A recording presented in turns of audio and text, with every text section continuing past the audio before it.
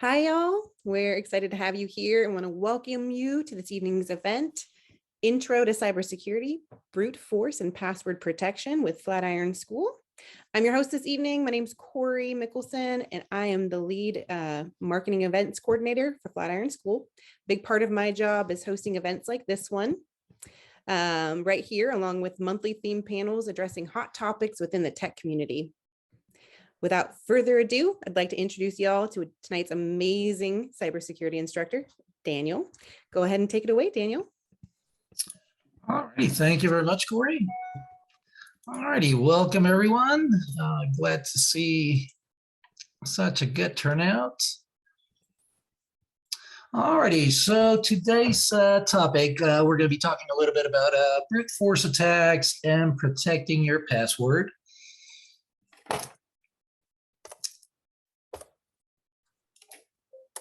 Alrighty, so my name is Daniel Whalen. I am the senior cybersecurity instructor here at the Colorado Springs location. A little bit of background of myself. So I've got a Master of Science in Information Systems. I've been in the IT for 20 plus years. In one capacity or another, made the transition over to cybersecurity a few years back. And I've been with Flatiron now for almost 2 years. So let's get underway. Our agenda for this evening, so we're going to start out with notable breaches due to password compromises. We're going to take a look at word lists and their uses, best defenses against password compromises, and we're going to be touching a little bit on the password hygiene as well. So to begin with, start touching on the causes of breaches. Typically, those amount to fall into two categories, usually either vulnerabilities or credential compromising. Under vulnerabilities, these are usually under the following topics, one of them being misconfigurations and operational system settings. And these in particular refers to specific application settings that have not been set up properly by system administrators. We also have improper security settings, which is similar to misconfigurations, but primarily network hardware based. We're talking about firewalls, intrusion detection systems, IDS, or intrusion prevention systems, IPS, and also EDRs, which is endpoint detection and response systems. Basically, a more sophisticated type of antivirus than what we're used to on our local systems. Also along the lines of vulnerabilities, we have zero-day exploits, which are basically previously unknown computer software vulnerabilities. Those are basically issues in the code that were not detected during QA, and attackers have a tendency to obviously look for these because they're not out in the wild, and they are when found, they are very successful in being able to compromise systems. And then last of all, under the vulnerabilities category, we have known exploits. Those are also known as CVEs. They're common vulnerability exploits. Usually different governmental agencies will have listings on these and typically will put out alerts to the general public in order to have those addressed by network and systems engineers. These are usually easily mitigated in many cases. And typically, number one mitigation is either applying patches, which are basically updates. And those always encouraged to get those done in a timely manner.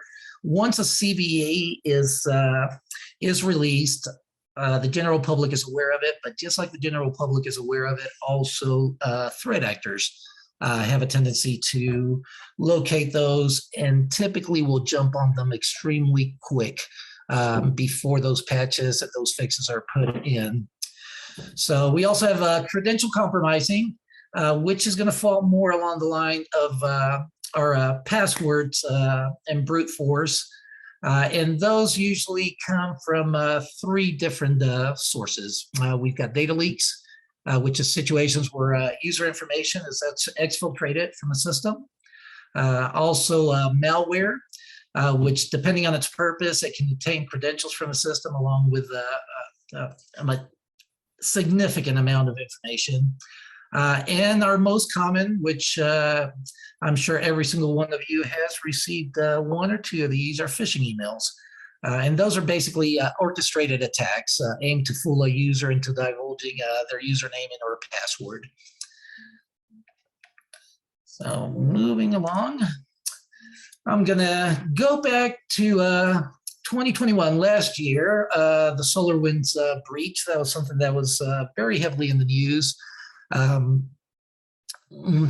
It affected a large amount of organizations, basically across the entire country. So Solarwinds was, or is, I should say, a software company that provides network and infrastructure monitoring. In this particular case, Solarwinds was labeled as a supply chain attack, something that can be very lucrative for threat actors. And basically a supply chain attack is an attack that's targeting a supplier of a product or a service that it's widely distributed to its users through typical channels used by that organization. Threat actors in this particular case were able to compromise the software build and the code signing, and they were able to compromise the source code, which is the underlying code of any software program, and at the same time pass it on as coming from the authenticated developer, in this particular case, Solarwinds, which made it a trusted source, and basically it was allowed into the network without many suspicions as far as its origination. So that compromise basically allowed the dissemination of a malware known as Sunburst. And what Sunburst did was created a backdoor into systems utilizing the software. Basically, a backdoor is a point of entry into a network that is commonly not available as a general option.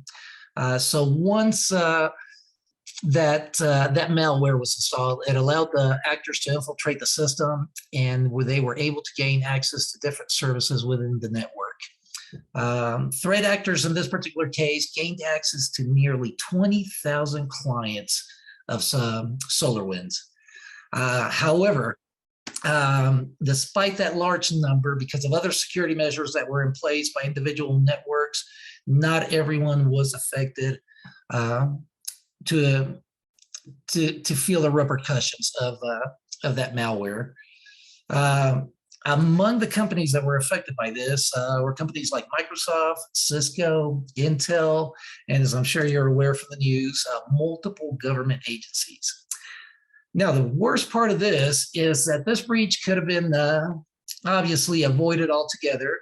However, it was facilitated by a leaked password. SolarWinds 123, that was the password. That password was released into a GitHub account as far back as 2017. At least it's suspected that it took that long, or had been in the wild for that long.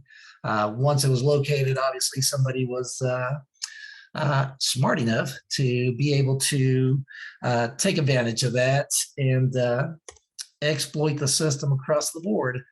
Now, with that said, supply chain attacks do have a very high success rate because you're basically starting at the top end of the distribution channel. So when you're looking at somebody that delivers a service or connects to a series of different company networks, that allows the dissemination of that malware extremely fast and efficiently. So as of last year, 2021, we had quite a few password compromises. I've listed the top 3 that had the biggest impact. One was with GoDaddy, which obviously is a web hosting and domain administrator. Threat actors in this particular case compromised over 1 million accounts. All of those were WordPress customers. And those basically were due to compromised credentials. Somebody either through a phishing email was able to put those out there, and threat actors managed to get their hands on it and exploit that. Another one is Verkada. So Verkada is enterprise security solutions, which is kind of ironic that we have a security company. However, it is a physical security company, but nonetheless, it's quite interesting that they would have gotten compromised. In this particular case, threat actors gained access to over 5,000 security cameras. Some of them were located in Tesla factories, hospitals, jails. And that, once again, was due to a leaked administrator password. Give you a little bit of background on administrative passwords. Typically, on any network, you're going to have certain roles assigned to users.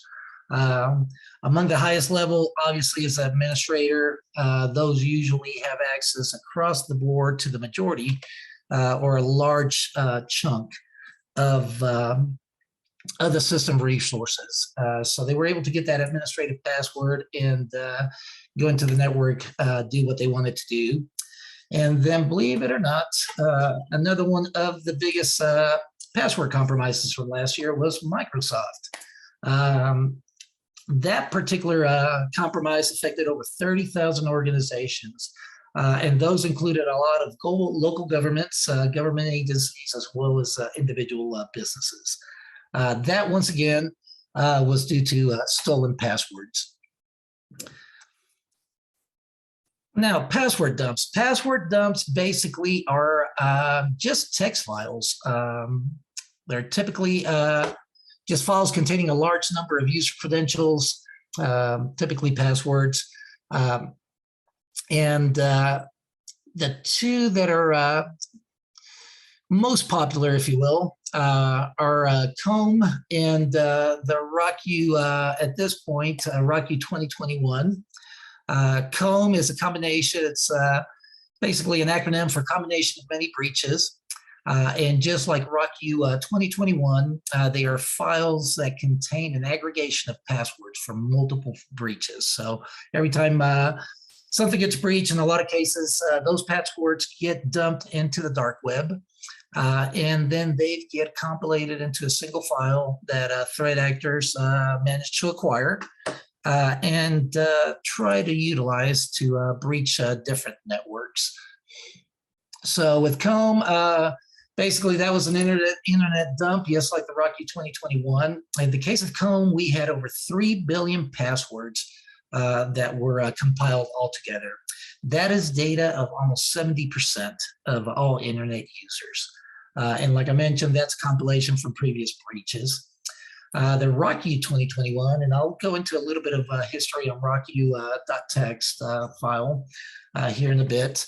But that, once again, that one is massive, over 8.4 billion password combinations. And that, once again, is a compilation of previous breaches. It is a text file over 100 gigabytes in size. That, for a text file, is absolutely massive. So going to RockU 2021, a little bit of a background on that.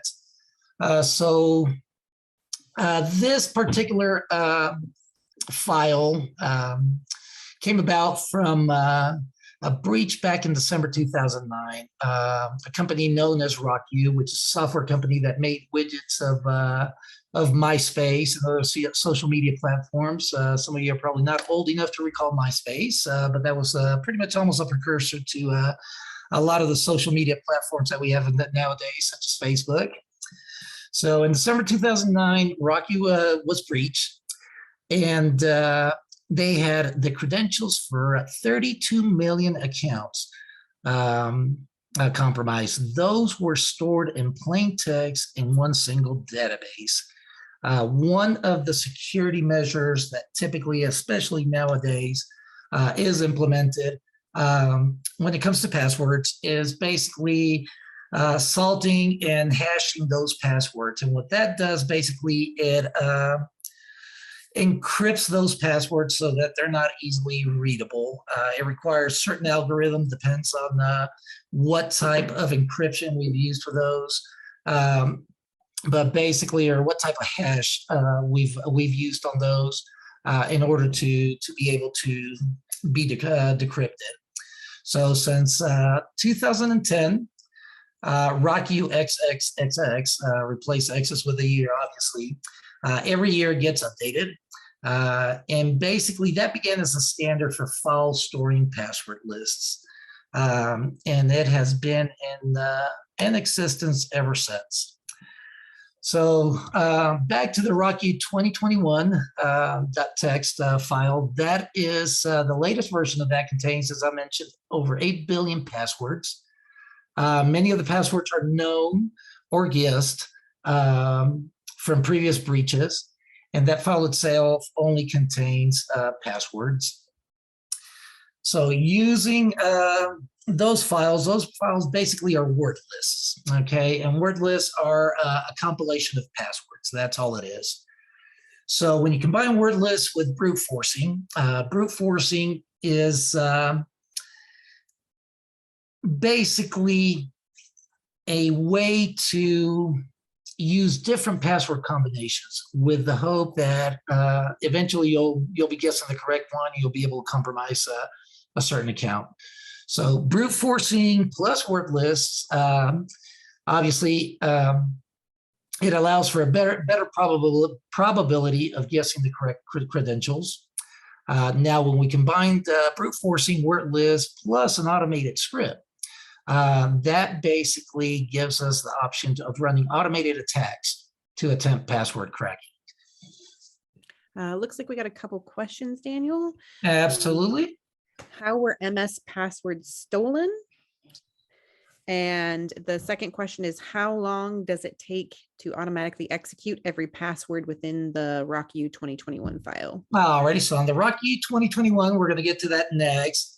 On the Microsoft breach, obviously, it was that was not exactly put out there how those were compromised. My suspicion is that there was a breach in the network, and the threat actors were able to locate a database that contained those passwords and were able to download it.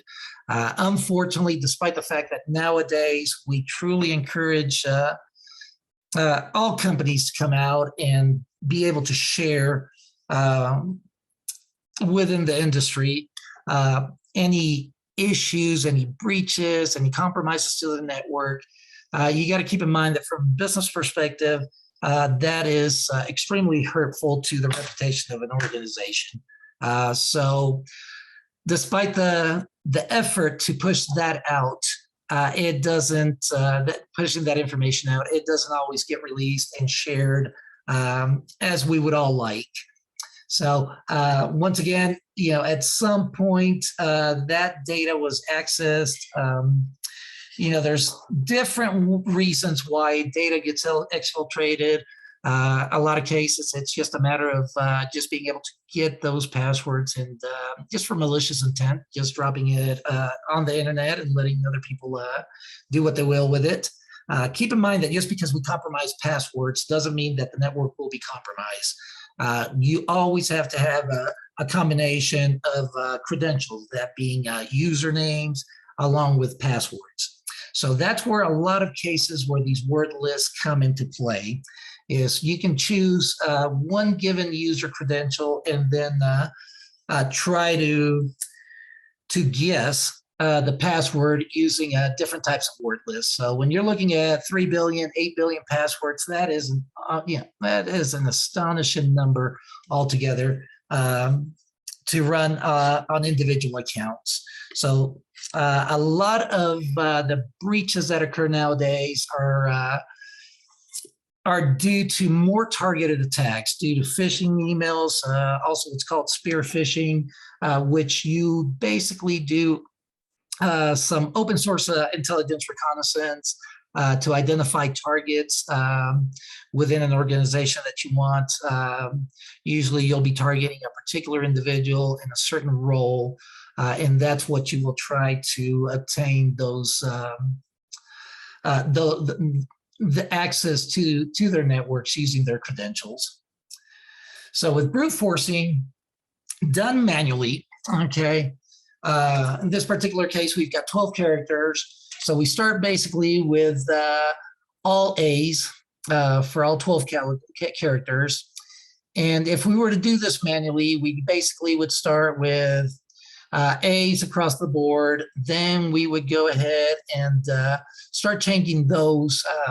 Depending on the script, we may start on the back, change that first A into a B, then to a C, then to a D, and just start running, changing each and every single one of those characters till we obtain all the possible combinations. So obviously we change one letter at a time. Each guess is a combination. The computer does not input one combination each second. So processes, a system will process those instructions at a much faster rate. So if you're trying to think, this is not an exploit that can be done manually. It would take you a lifetime to even try to go through the entire combination of passwords. So with brute forcing, basically, in this particular example, we are taking a look at just basically 3 sets of characters. We're looking at a uppercase A through Z, which is a total of 26 characters, lowercase A through Z, also 26, and then the numbers 0 through 9.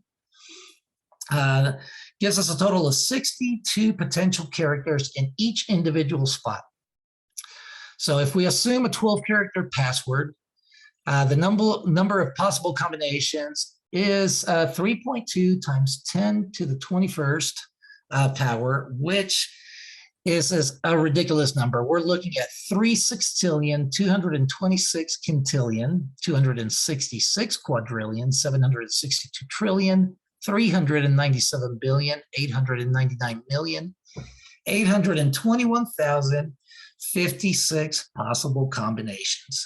So as you can see, trying to do something like this manually is obviously out of the question. Looks like we got a couple more questions for you. Okay. Are threat actors typically looking for particular data, or are they using it more for collateral? If looking for particular data, what is an example, and what do they typically do with that data?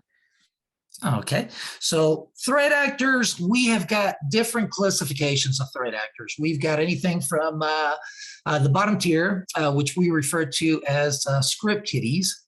Okay, and those are basically unsophisticated folks who come across this information on the internet, and they'll go in there and they'll try different breaches. They'll try their level of sophistication is very, very, very low. So anything that they try is basically on a basic level, and their success rate is not very high. Now, along that pyramid, we've got ultimately at the top of the pyramid, we can go through script kiddies. We've got insider threats. We have organized crime, APT groups, which are advanced persistent threat. Those are the most sophisticated groups. Sometimes those are associated with particular government agencies. So when you hear, in a lot of cases, attacks from a given group, say are evil, for example, although they are independent and cyber criminals, it's always been suspected by many that they receive their funding from governments. I won't specify any government in particular, but we also have, in the case of North Korea, China is a good example. China has basically an entire division of folks that's just basically their cyber intelligence unit. However, they don't operate always within the law. So purposes of exfiltrating data can be for a number of things. It can be for financial gain. That's in a lot of cases, that's where we hear the ransomware attacks. The purpose of that is to basically extort money out of organizations. They do that under the premise that they'll either encrypt your data so that you can't gain access to it without the key. They'll attempt to damage the company reputation by exfiltrating certain data that's proprietary and confidential. They'll try to just hurt the reputation of the business. In a lot of cases, we're looking at industrial espionage, especially when we're dealing with governments. A lot of our known adversaries typically will try to attempt to infiltrate different organizations, different businesses that work, say, with the Department of Defense. A lot of cases you're looking at companies like Boeing, or in the case of Solarwinds, Solarwinds was basically an attempt to be able to infiltrate as many companies as you could. There was some ransomware attached to that, but given that some of those attacks ended up affecting government agencies, you always have to consider what other purposes may have been behind those attacks. So the reasons and the actors themselves can be extremely varied. Anyone in the industry will typically refer to adversaries as threat actors. I know the common term is hackers. A lot of people in the industry hate that term for the simple fact that a hacker, that term has a very negative connotation. And the case with that is there's a lot of people that work basically on blue teams, which protect individual networks. They are hackers. Pen testers are hackers. And those people aren't necessarily trying to damage an organization. A pen tester legitimately will go in there and try to find vulnerabilities that need to be patched. So that is the difference between a hacker and a threat actor. So I also have a few more yes, questions in the Q&A sure. when you have it, if you want to read them from there. Sure, we'll just keep on there. Let me take a look. Okay. Okay, so brute force in a lot of cases, yes, that is correct. I will touch on the lockout approaches to multiple attempts. Brute force in a lot of cases will help in the sense that if you manage to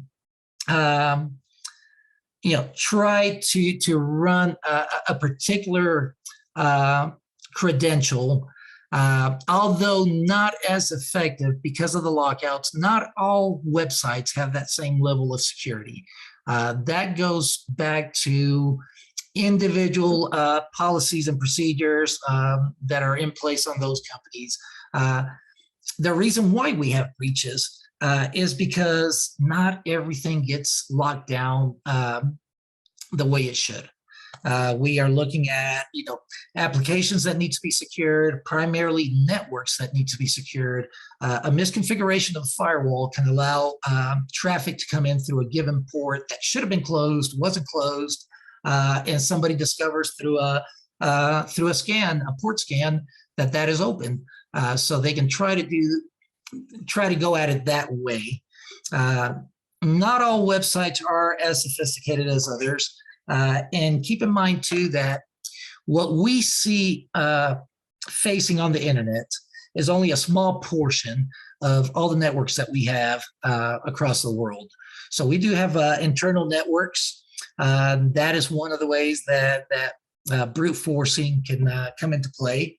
So it's a matter of what we refer to as the attack vector. What is your point of entry? One of my favorite quotes when it comes to cybersecurity is as an attacker, you only need to find one point of entry. Okay, as a defender, as somebody that protects a network, you have multiple entry points that need to be secured. It's not as easy as it sounds. When you are looking at a large multinational company with hundreds, if not thousands, of hardware components, all you need to do is be able to leave one of those components misconfigured, and that will give you an opportunity to go in. So can you explain salting? So salting basically is adding characters to a hash. So once you get something added in there, you create you run a hash on a given password so that it is obfuscated. Okay, the salting procedures basically is adding additional characters to that. Usually they're random characters depending on who implements it. But that just adds to the protection of the password itself. So from a standpoint inside a network, if I've got a hash that is salted and I know what the salt is, okay, I can basically remove that salt and be able to determine what that password itself is.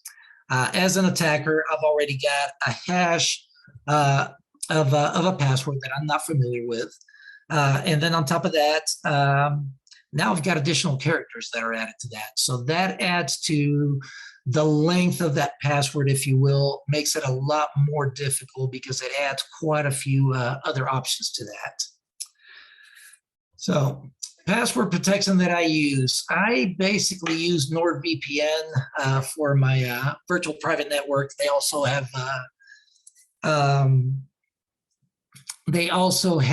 a password manager. And I do like the company quite a bit as far as their security products that they put out there. Well, I should say security products, but how their products are secured and locked down. So is brute forcing and war driving similar? To a certain degree, there's just a lot of the attacks that we have nowadays are pretty much along the same lines. There's just so many vectors that we can actually go at and so many different ways to go about it.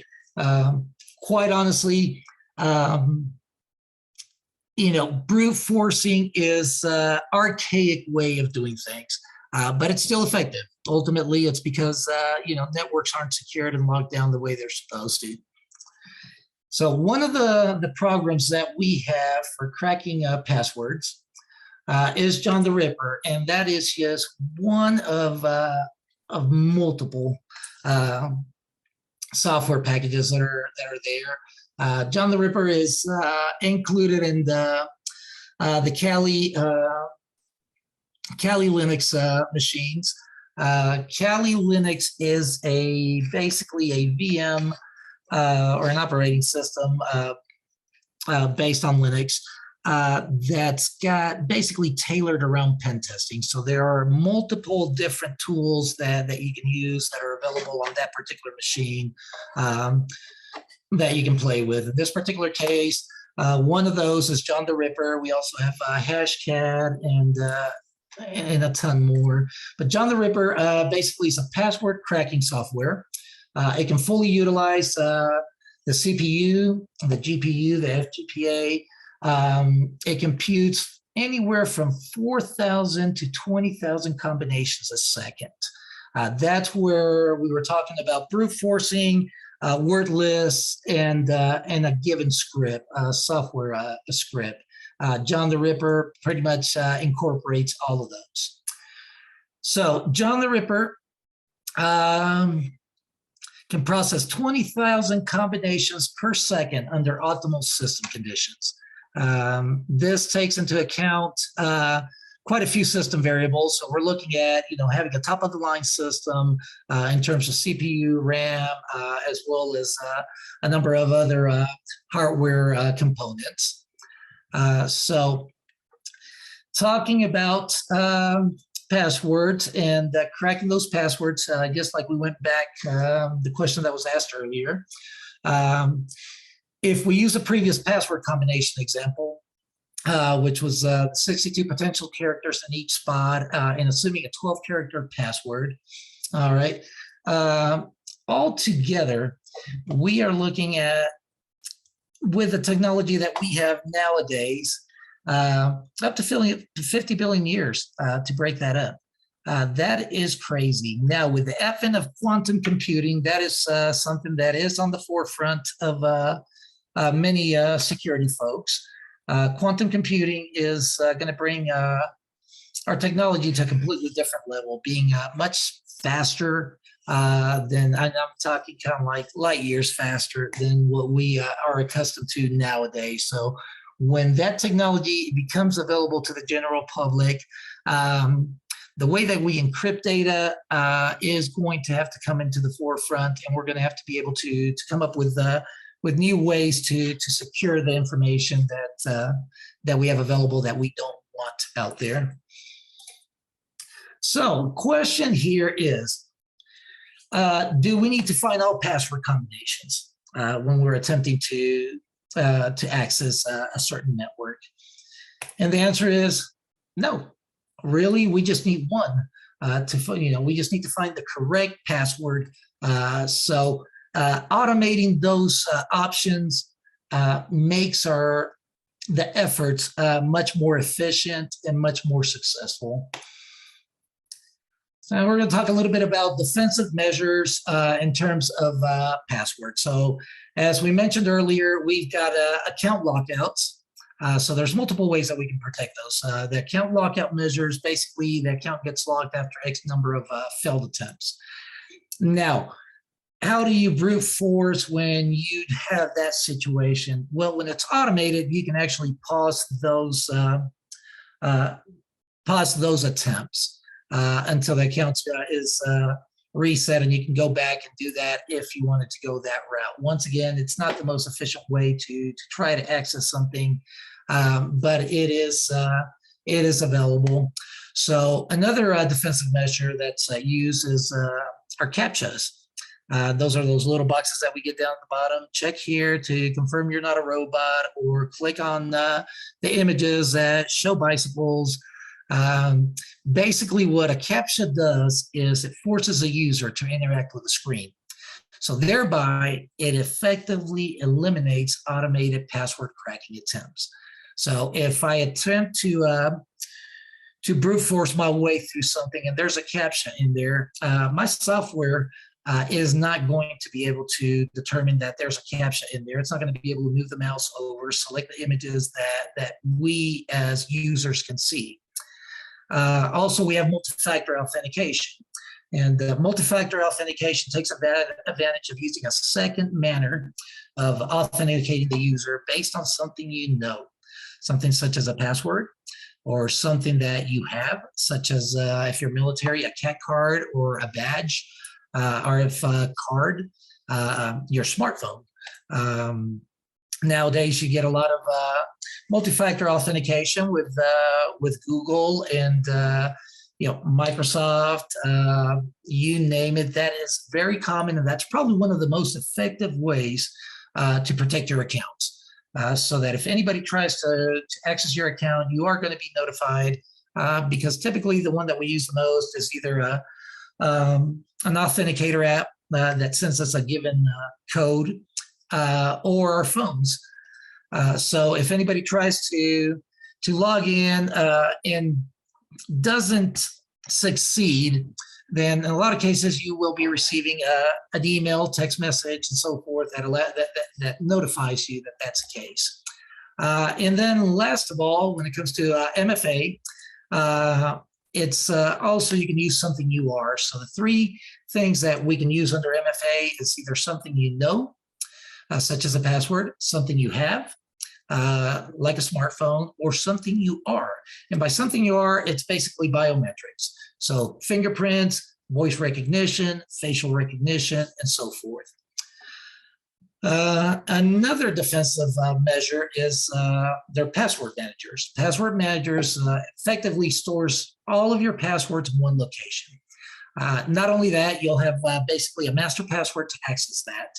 But in addition to storing all those passwords in one location, the majority of password managers will create complex passwords for you that'll help protect your accounts. That saves you from having to come up with a complex password and then remember it for that particular website that you're trying to access. So now more on the OAuth and the SSO to a large degree are used more on the corporate side of big organizations. So OAuth doesn't share password data, but instead uses authorization tokens. And those prove the identity between a given consumer or a given user and a service provider. OAuth is basically an authentication protocol, and it allows you to approve one application interacting with another on your behalf without giving away your password. A good example of that is in a lot of cases when you go to sign on to a given website, you'll be given the option to sign in with your Google account, with your Facebook account, and so forth. So that is how OAuth interacts. Applications basically trust another application, and that's how you gain access. And then last of all, at least on our list, is single sign-on or SSO. SSO is a technology which combines several different application login screens into one. So with single sign-on, a user only has to enter their login credentials, kind of like username and password, one time on a single page to access all of their software as a service applications.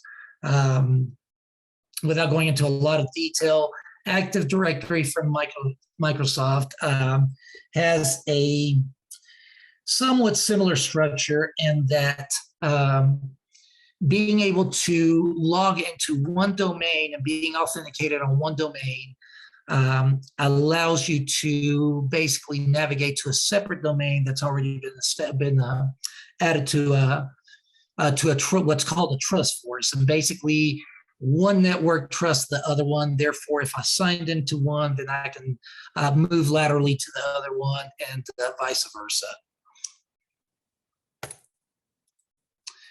And so coming to the end of our presentation here, good password hygiene. So certain things that you can do to secure your password. This is in no way an all-encompassing list, but very good guidelines to follow. So first of all, using long human sentence passwords. The more characters that we include in that, the better. So we should have uppercase, lowercase letters, numbers, special characters, and so forth. And that can be any combination. Another easier way of using something along that same line is using passphrases.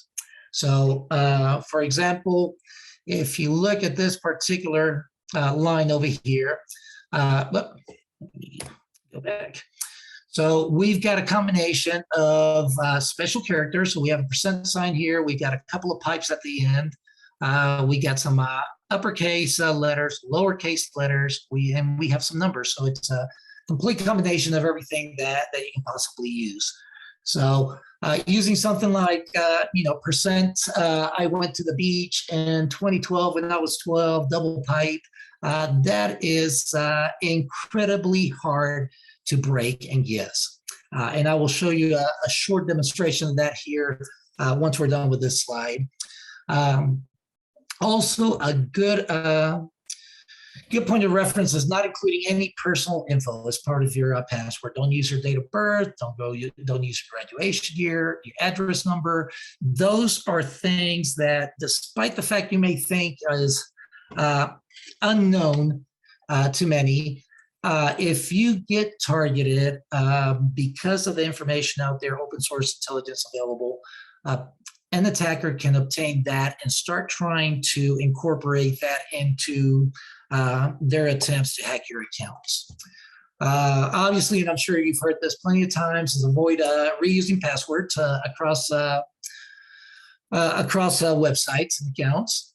And also avoid using adjacent keyboard characters such as 1, 2, 3, 4, 5, 6, or QWERTY, ASDF, those kind of things. So I am, let me go back real quick and bring up a website here so that I can. All right, so.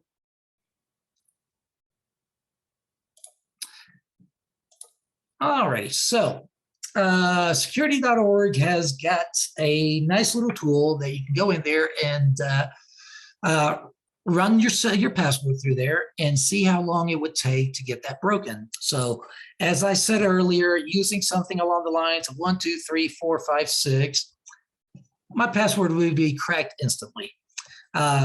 If I did something like QWERTY, also adjacent letters, instantly. If I did something like my dog's name is John, I used just all lowercase characters for that. However, it would still take 400 billion years because of the length of the password. Going back to our example there, where we have that I went to the beach in 2012 when I was 12, double pipe. So that would take 19 quintillion years to crack because of the number of combinations. So as you can see, obviously, certain items or certain password combinations are going to be much more successful in keeping threats outside of your accounts.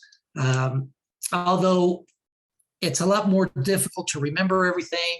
Once again, the use of a password manager, I always encourage that. I've got a ton of accounts. I use password manager for the simple fact that if I don't use a password manager, then I have to write them down somewhere. Writing your password somewhere is almost as good as just posting it online if somebody's got access to it. So, when we talk about threat actors, it doesn't have to be somebody that's out to get you. It could be somebody that comes over to your house for a party and just happens to see your little Post-it note underneath your computer that's got a word in there. Well, hey, you know what? Let me try. I know his email, or maybe I know somebody here that knows his email. If I can obtain that, then I may be able to get free Netflix at somebody else's expense. So once again, that good password hygiene does go a long way as far as protecting yourself. It is a pain on occasion, but ultimately, consequences of identity theft, which do come hand in hand with this. Once somebody gets your password, depending on what accounts they can access, they can definitely compromise things quite a bit for you. And that is the end of our presentation for this evening. I want to thank everybody for being here, and feel free to ask any questions that you may have. Thank you, Daniel. Just trying to see if we have any other questions.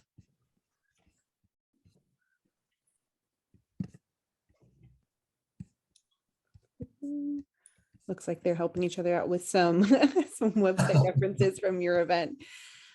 Okay, thank you everybody for attending tonight's cybersecurity workshop. If you guys have any questions, we have about 5 more minutes. As a reminder, you're going to receive a copy of tonight's presentation within about 3 business days after our event, along with the beautiful presentation from Daniel.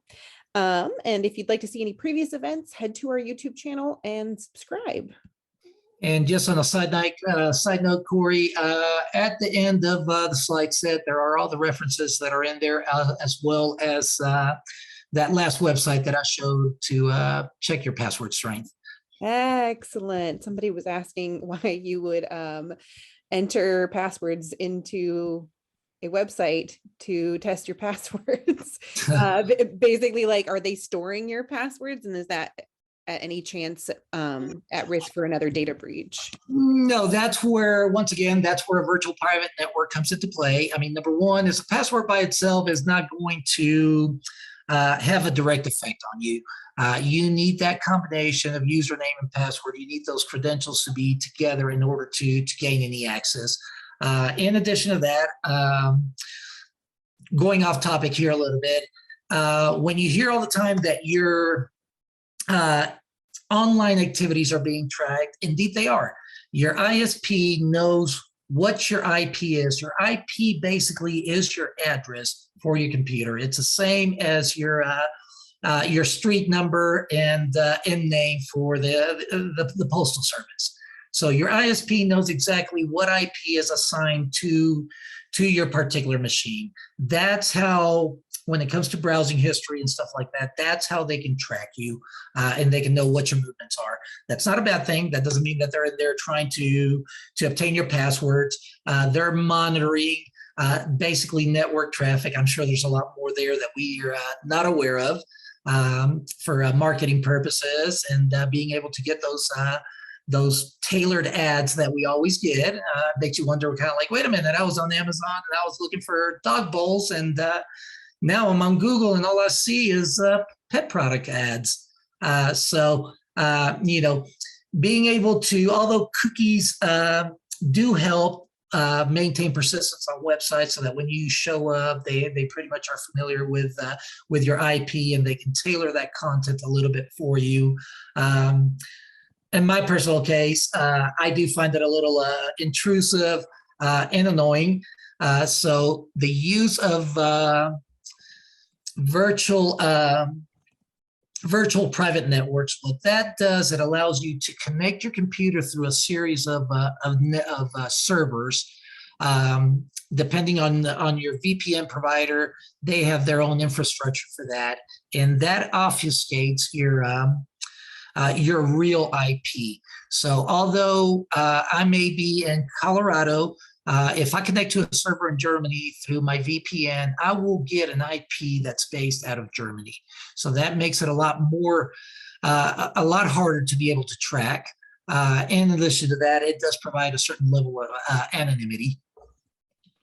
And I had somebody in there ask me for my LinkedIn. I will post that here on that last slides from the slide set. I will put it on the references page. I'll just put it on the About Me page. So when you get that, feel free to take a look, and definitely reach out and connect.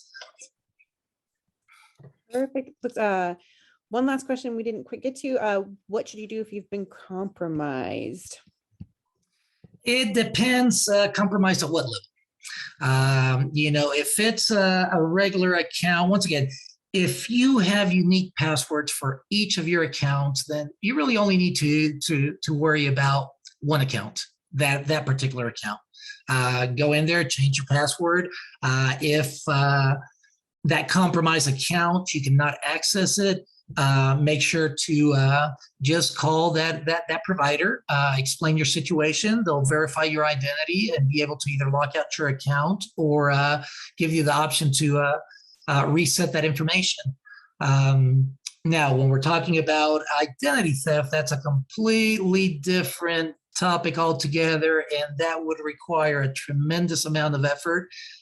Going along those lines, strongly recommend that if your credit files are not locked, contact all three of the credit providers and get those accounts locked. All that does is basically, if somebody tries to open an account in your name, they have instructions on file to contact you directly and verify that it is you that's trying to open that account and not somebody else.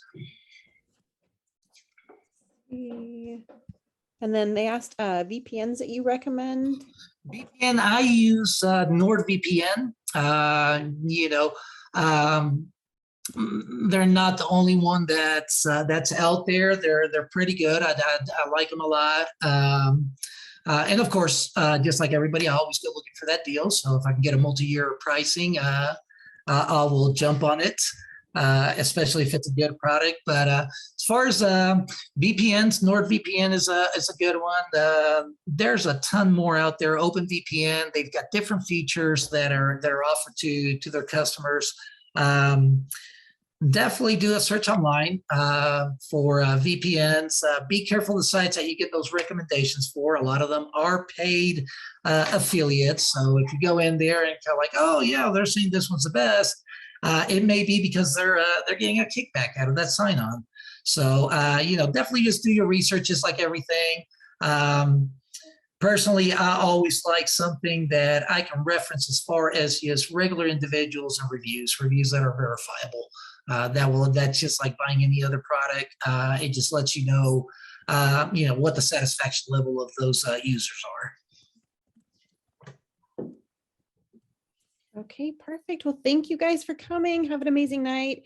Check out our Eventbrite and our website for more upcoming events. We host events like this monthly for all of our 4 disciplines, and we look forward to seeing you again soon. Have a good night, everybody. Good night, everyone. Thank you. Bye.